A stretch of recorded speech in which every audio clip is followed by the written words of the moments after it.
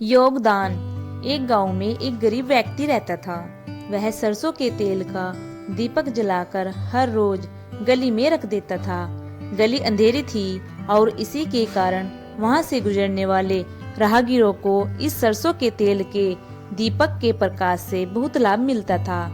उसी गांव में रहने वाला एक धनवान व्यक्ति प्रतिदिन भगवान के मंदिर में एक घी का दीपक जलाया करता था।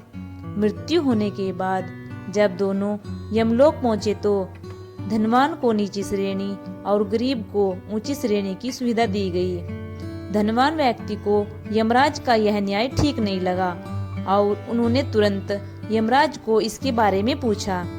धनवान ने यमराज से कहा कि मैंने पूरी जिंदगी मंदिर में घी का दीपक जलाया और इसने सरसों के तेल का दीपक जलाया, तो फिर मुझे आपने इसके बदले में नीची श्रेणी क्यों दी?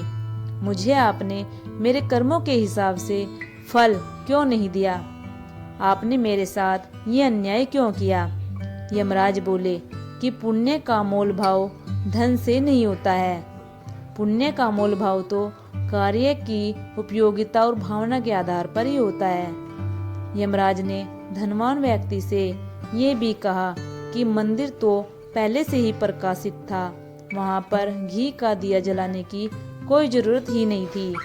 उस गरीब व्यक्ति ने ऐसे स्थान पर प्रकाश फैलाया जिससे हजारों जरूरतमंद तक प्रकाश पहुंचा। इसी के कारण वह तुमसे ज्यादा पुण्य का अधिकारी बन गया।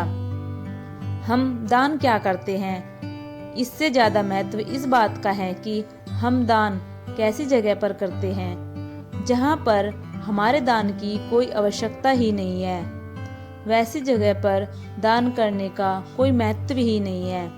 अगर हमें सच में मन से किसी को कुछ देना है या इच्छा है तो हमें ऐसी जगह पर दान करना चाहिए जहां पर सच में उसकी आवश्यकता हो, क्योंकि पुण्य का मोल भाव धन से नहीं होता है।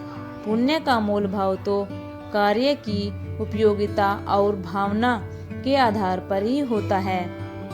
तो दोस्तों, अपना योगदान वहीं दे जहां उसकी सबसे ज्यादा जरूरत हो, अन्यथा ऐसे दान का कोई महत्व ही नहीं है। सो थैंक्स दोस्तों। स्टोरी कैसी लगी आपको कमेंट में जरूर बताइएगा और चैनल को सब्सक्राइब, लाइक, शेयर करना मत भूलिएगा। मिलते हैं ऐसी मोटिवेशनल स्टोरी के साथ नेक्स्ट वीडियो में।